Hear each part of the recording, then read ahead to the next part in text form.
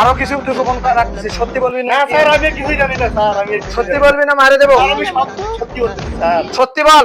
সত্যি বলতেছি স্যার।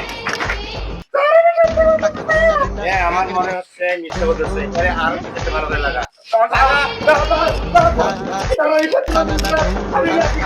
এই রব্বানিকে মারছে কে বল? স্যার আমি জানি না স্যার, সত্য কথা বলবি না কিছু করবো বল?